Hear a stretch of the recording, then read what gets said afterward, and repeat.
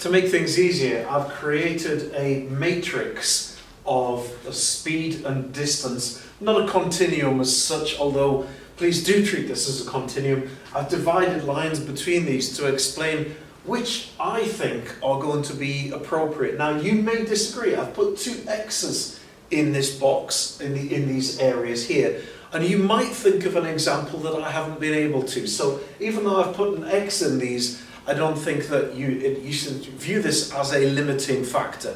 Let me have an explain of this and then see if this helps you. And don't worry, there is a version of this below in the downloads. And before you go and look at the other videos of speed, distance, etc., if you print this thing off, then you'll find that this will help you just to visualize where you think that you could go right or perhaps could go wrong.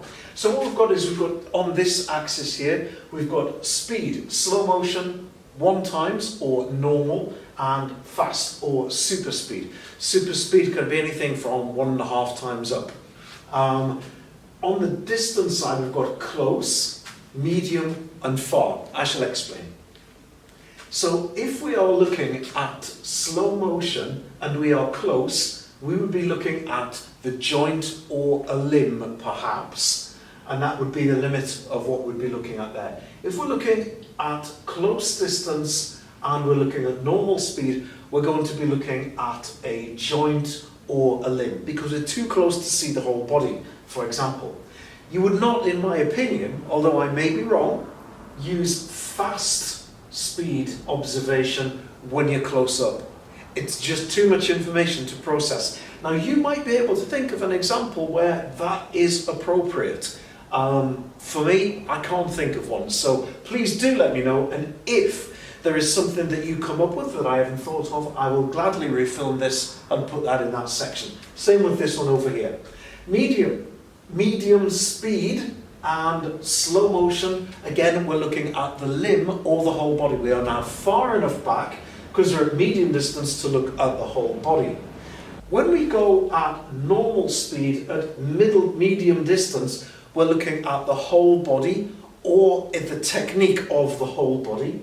And if we go to medium distance and we're going fast, we are looking at the rhythm of the performance to see if it's smooth, if it's jerky, etc. And fast speed will allow us to do this. Now, let's have a look at far.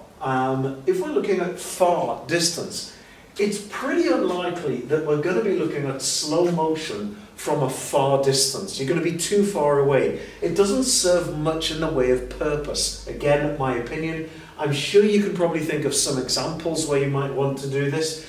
By all means, send them to me and I'll gladly put those in to a new version of this. If we are looking at normal speed and far distance, we're looking at the techniques, such as, we'll cover this, but let's say, for example, you're looking at a long jumper running up and taking off. You'd want to do that from a far enough distance back that you're able to maintain the correct observing angle.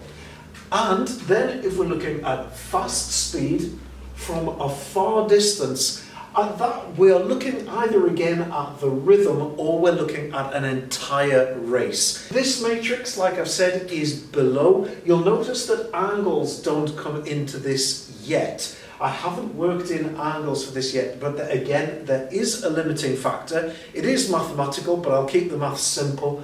But for now, that is a really simple way of figuring out exactly how fast should the observation be, and what distance should you be. That's a really simple way of explaining that.